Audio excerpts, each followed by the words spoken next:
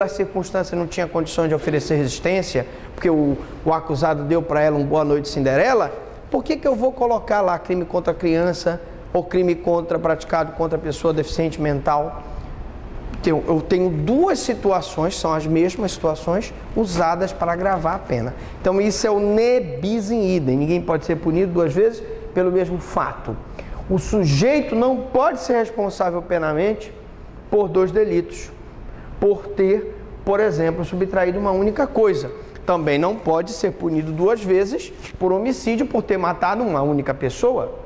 Também não pode ser responsabilizado por peculato duas vezes se ele subtraiu apenas um computador. Agora, excepcionalmente, como nós vimos na aula de lei penal no tempo e no espaço, eu posso ter uma situação em que o cidadão é punido no estrangeiro porque praticou o crime contra o presidente da República, que é uma extraterritorialidade incondicionada, e por ser incondicionada, independentemente dele ter sido punido no estrangeiro, ele vai ser processado aqui no Brasil. Aí tem aquele nosso dilema. Se ele for condenado no estrangeiro a 10 anos e aqui no Brasil ele for condenado a 20 e cumpriu 10 anos lá, ele ainda terá que cumprir 10 anos aqui. Se for 10 anos lá, cumpriu 10, e aqui também foi 10, cumpriu os 10 anos lá, não tem mais o que cumprir aqui. Agora é uma situação excepcional, tá? É exatamente esse tipo de punição que o princípio do ne bis in idem veda, ou seja, punir ele duas vezes pelo mesmo fato. Eu poderia também perguntar na prova, assim, cite e explique os três significados do princípio do ne bis in idem. Três significados no ne bis in idem. O significado processual, que é ninguém pode ser processado duas vezes pelo mesmo crime. Então, significado processual. A pessoa já foi condenada por aquele crime, em sentença transitada e julgado, já cumpriu a pena. Aí vai se reabrir o processo para ele ser novamente punido pelo mesmo crime. Não pode. E aí é o significado processual. Ninguém pode ser processado duas vezes pelo mesmo crime. Tá? Eu tenho o significado material. Ninguém pode ser condenado duas vezes em razão do mesmo fato. E aí eu tenho os exemplos da violência doméstica, crime praticado contra a mulher. Se eu já estou agravando a pena no parágrafo 9º, eu não posso colocar crime contra a mulher. Se eu já estou agravando a pena do 213, que é o estupro, para transformá-lo em 217, que é o estupro de vulnerável, eu não posso colocar a causa de aumento de pena, está previsto lá na parte final do capítulo de crimes contra a dignidade sexual, que prevê um aumento de pena a ser praticado contra a criança. Se eu já estou considerando a criança aqui, eu não posso considerar lá, porque eu estaria punindo duas vezes pelo mesmo fato. E, finalmente, o significado execucional, que diz que ninguém pode ser executado duas vezes por condenação relacionada ao mesmo fato. Imagine, por exemplo, uma pessoa que, condenado pelo um crime de homicídio, ele cumpre a pena dele, depois vem um juiz da execução penal e diz, não, você vai ter que cumprir de novo esse crime. Vai ter que ser... Mas doutor, o senhor vai me executar de novo, eu vou cumprir de novo a pena pelo esse mesmo crime? Vai, não pode. O significado execucional significa que ele não pode cumprir a pena duas vezes pelo mesmo fato.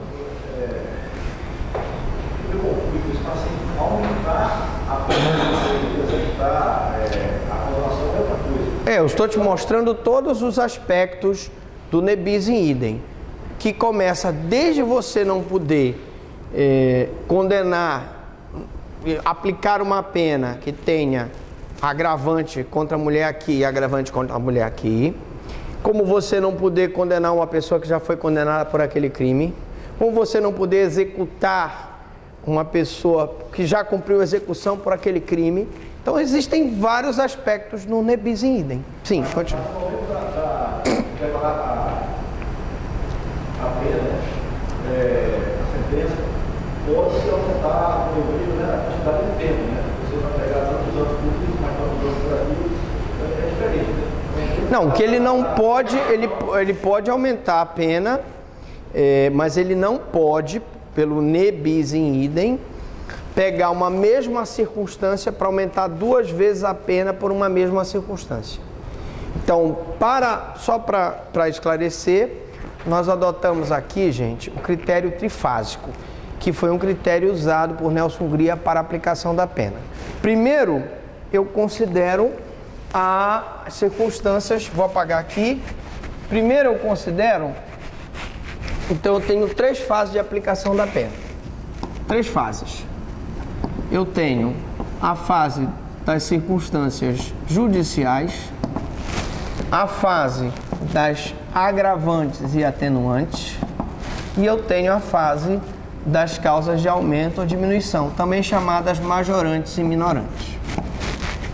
Ora, se eu já agravei a pena aqui, porque o crime foi crime contra a mulher, eu não posso colocar aqui como uma agravante crime contra a mulher. Por quê? Porque eu estou usando 2 vezes o crime contra a mulher para agravar a pena. Isso é um ne bis in idem. Peguei a primeira fase, já aumentei ele porque foi crime contra a mulher. Peguei a segunda fase, aumentei de novo porque foi contra a mulher. Peguei a terceira fase, aumentei de novo porque foi crime contra a mulher. Não pode. Que assalta, que mata, que faz tantas coisas, eu vejo que a pena é majorada, né? Ela é... Sim. Porque ele cometeu vários... Aí é outra história, aí é o concurso de crimes, que nós vamos ver no final do curso. Princípio da tipicidade. Diga lá. Por exemplo, eu tenho um caso de homicídio, só que o cliente, ou então o ofendido, a representação da titularidade do fato, antes de ocorrer o homicídio, ele sofreu ameaça pelo elemento. E posteriormente, ele levou a óbito, ele morreu, mataram o homicídio. Então, se entende que no caso a ameaça, ela seria o caminho para que viesse a ocorrer o homicídio. Sim. Então, no caso, o crime de homicídio, ele viria, como se diz, encobrir, ou então engolir. Isso que você está falando é o seguinte: quando uma pessoa ameaça o outro e depois da ameaça ele mata, a ameaça, gente, ela é o crime meio e o homicídio é o crime fim. Quando eu tenho aqui um crime meio e depois eu tenho um crime fim, o crime fim absorve o crime meio. Isso se chama princípio da consunção. Então, por que a pessoa que usa uma arma de fogo não responde por disparo de arma de fogo e homicídio? Porque o disparo de arma de fogo é crime meio e o homicídio é crime fim. Mas isso nós vamos falar quando nós falarmos, nós vamos para a teoria geral do crime, depois nós vamos para a classificação dos crimes e na classificação a gente ainda vai falar sobre isso aí, tá? Alright, boys. Princípio da tipicidade. É o ajustamento com formação da conduta humana, que pode ser uma ação, quando ele pratica uma conduta de fazer, e uma omissão, quando seria uma conduta dele não fazer, ou se omitir, ou ficar inerte, com uma omissão de socorro. Comportamento positivo ou negativo, há um tipo penal. Então, se eu mato uma pessoa, eu estou me enquadrando num crime de homicídio. Se o agente subtrai coisa alheia móvel, ele enquadra no furto. Se ele subtrai subtrai mediante violência ou grave ameaça, ele se enquadra no roubo. Se ele subtrai um computador da repartição, ele se enquadra no peculato. Se ele falsifica um documento público, falsificação de documento público. Se ele calunia uma pessoa, calúnia. Se ele chama a pessoa de canalha, injúria. Então, eu tenho que ter um enquadramento da conduta para eu ter o que nós chamamos de tipicidade, tá? A tipicidade, então, é o enquadramento do fato material, uma norma penal. Materialmente falando, você praticou um fato que está enquadrado na norma penal. Mas nem todos os fatos da vida estão enquadrados na norma penal. Você flagra um colega limpando o salão. Você vai achar aquilo ridículo. Você vai ter um juízo de censura, de culpabilidade, mas não existe crime de limpar a meleca. Não existe isso. Por exemplo, você vai no ônibus e lá no ônibus você tem uma pessoa que está fedorento, né? Como nós dizemos aqui, com CC, né? Uma mucura embaixo do sovaco, se diz, não é verdade? Aí o que é que acontece? Você vai ter um juízo de censura sobre aquela... Ou não, você não tem juízo de censura? Tem, lógico, né? Você tem uma pessoa que está com uma halitose, dá uma baforada em você, meu Deus do céu, ainda mais se... Mas enfim, não existe crime de mau cheiro, não existe crime de halitose. As condutas, para serem responsabilizadas criminalmente, elas têm que estar previstas na lei penal. Você pode até ter uma conduta imoral, uma conduta antiética ou uma falta de educação, né? Pessoa que escarra no chão, é um porcalhão. Você tem aquele juízo de censura, mas não tem como responsabilizar. Aliás, em alguns países, se você joga a bagana de cigarro ou cospe no chão, você é multado. Mas aí é uma sanção administrativa. Então preste atenção que para que eu tenha uma tipicidade, eu tenho que ter um enquadramento na norma penal. Então, tipicidade é a correspondência integral entre a conduta e a descrição contida na lei. Correspondência integral. Se faltar um elementozinho, não há tipicidade. Por exemplo,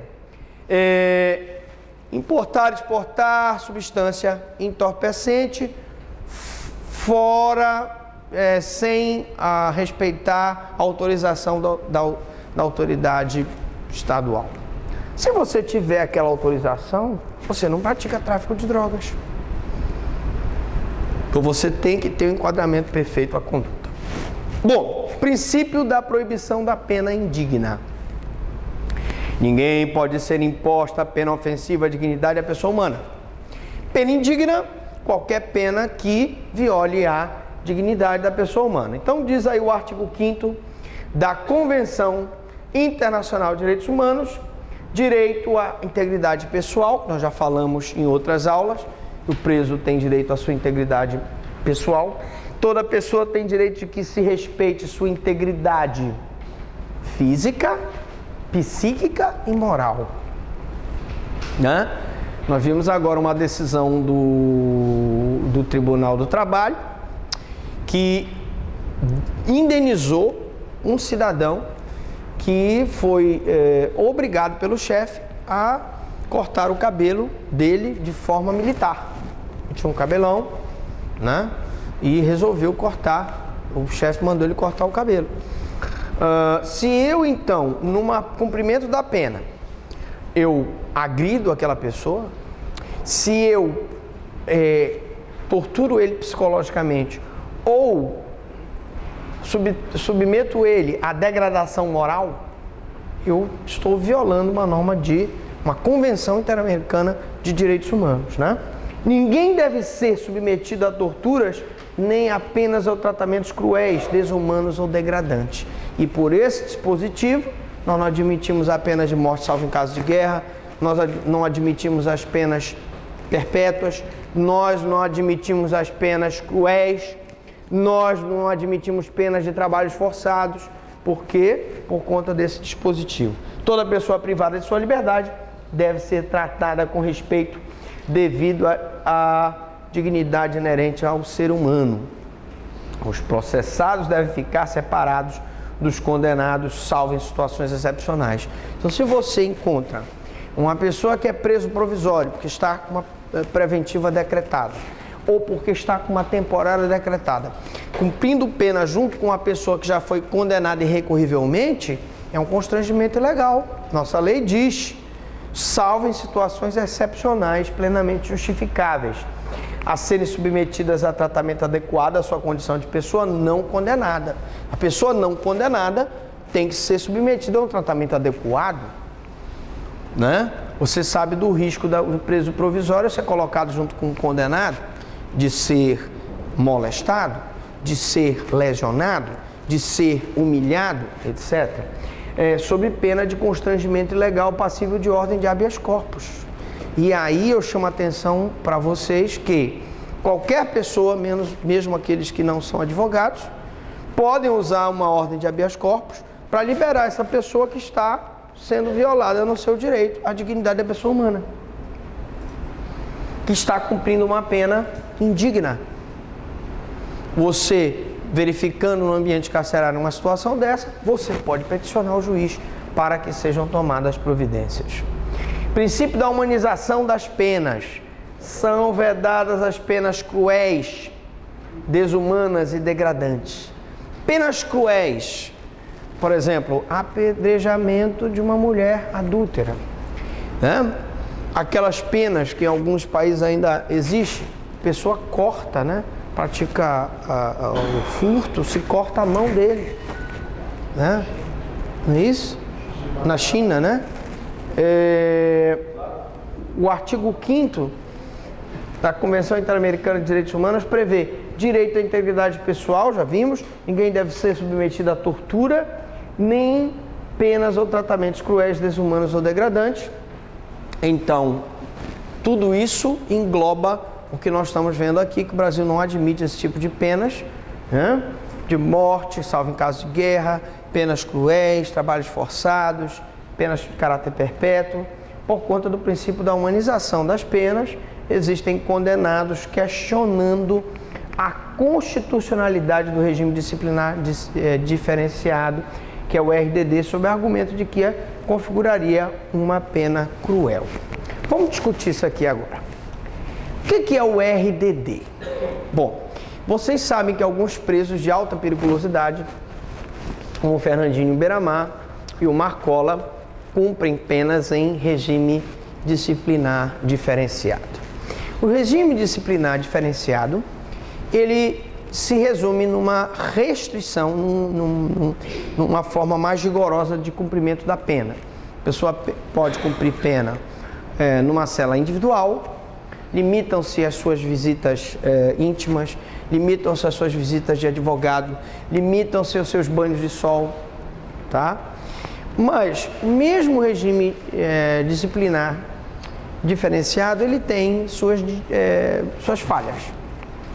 Porque, por exemplo, quando o advogado o advogado tem o direito a ter o contato direto e reservado com o seu cliente.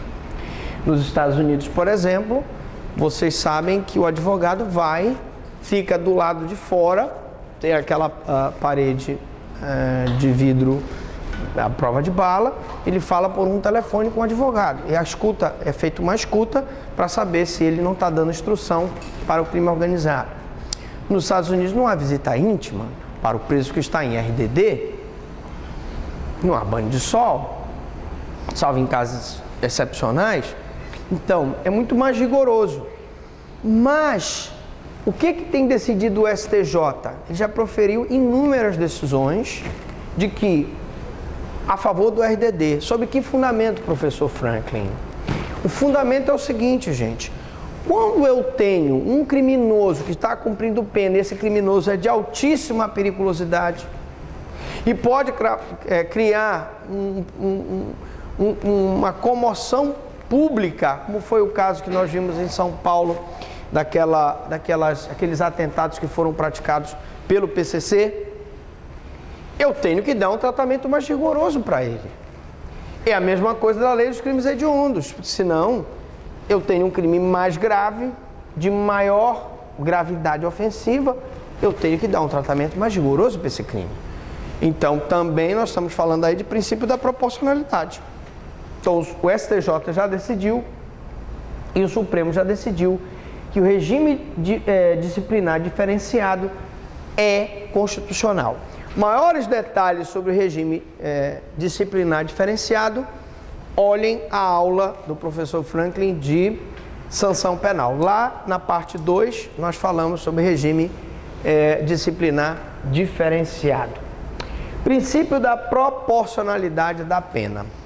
Nós falamos do pena debet commensurare delictum, que é o princípio da proporcionalidade. Na verdade, aqui é uma extensão do princípio da proporcionalidade. Princípio da proporcionalidade da pena. A pena deve ser proporcional à gravidade da infração praticada. O princípio da proporcionalidade é um princípio constitucional implícito no princípio da individualização da pena. Ou seja, pena proporcional à gravidade da infração. Crime de homicídio, latrocínio, estupro mais grave, pena mais grave. Lesão corporal, ameaça, dano simples, menos grave, pena menos grave. Tudo bem.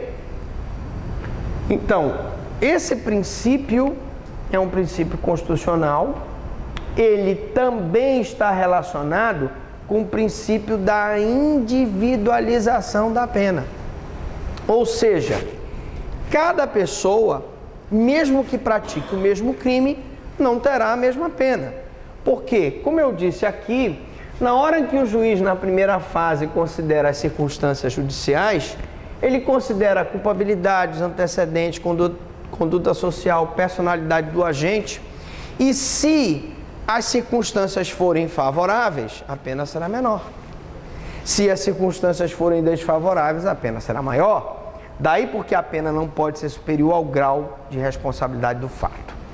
Uma coisa eu queria esclarecer para os senhores logo, nós não vamos falar de teoria geral da pena, que isso é objeto do Direito Penal 2.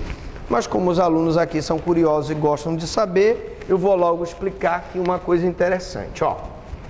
Nós sabemos que o furto simples, ele tem pena de reclusão de 1 a 4 anos e multa.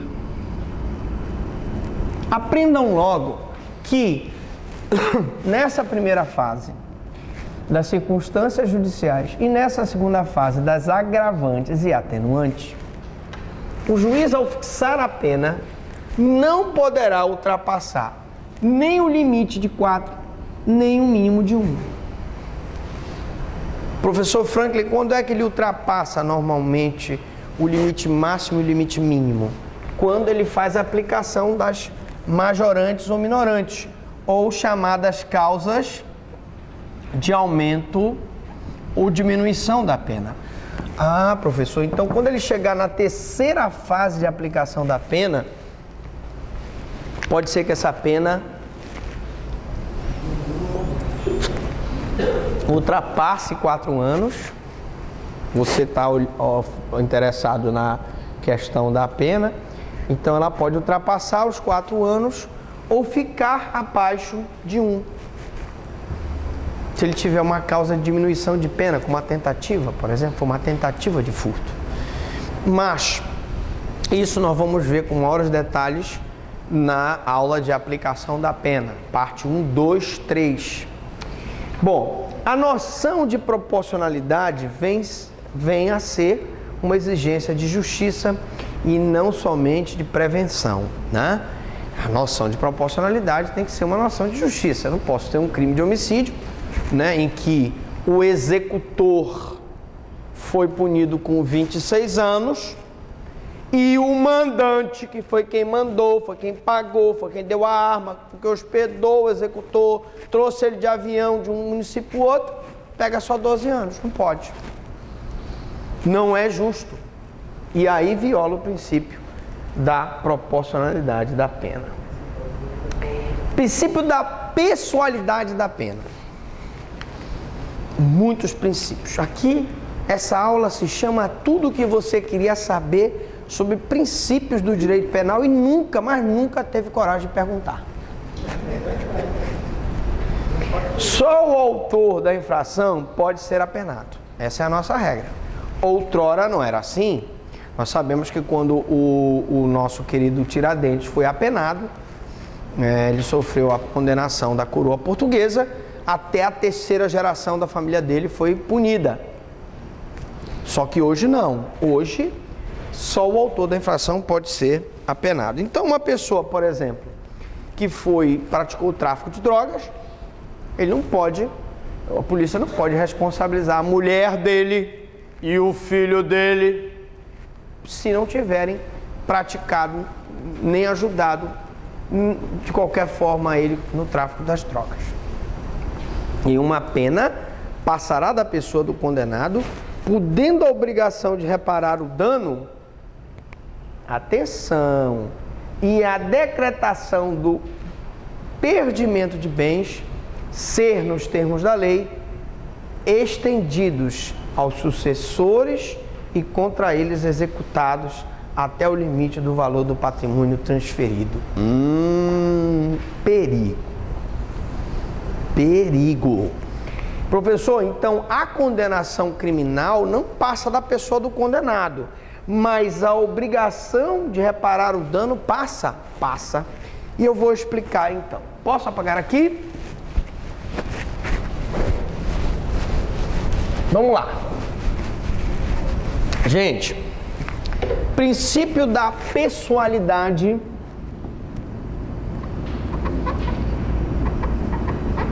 da pena.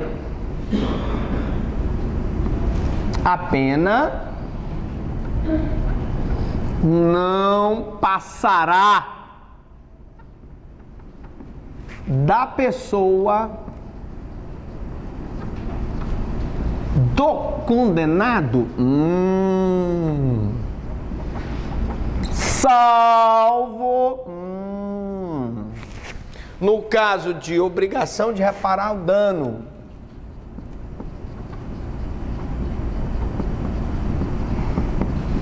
Você pode dar um exemplo aí, professor Frank, da reparação do dano? Pois não, vamos lá. Imagine a seguinte situação, papai. Um cidadão é condenado por ter assassinado outro. Vocês concordam comigo que, além da responsabilidade criminal, ele vai ser preso, vai responder, punido com reclusão acima de 8 anos, vai cumprir regime fechado, vimos isso, né? Ele também tem a obrigação de pagar uma indenização para aquela família que perdeu aquele pai de família, que sustentava aquelas 6 boquinhas, precisava do trabalho dele. Não é isso? Só que ele, no cumprimento da pena dele, ele morre no presídio. Morre. Preste atenção. Ele morre falando da 4ª corrente, extingue-se a punibilidade dele. O fato é típico, ilícito, culpável, mas não é mais punível. Ele morreu. Morreu. Mas ele não tem que reparar o dano.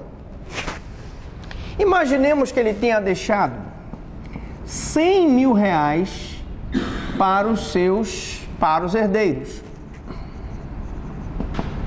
Mas ele tem menos 50 mil reais que ele tem que pagar à família do falecido como indenização. Digamos que ele não tem esse dinheiro, só tem apenas bem imóvel. Não, mas primeiro vamos primeiro dar esse exemplo.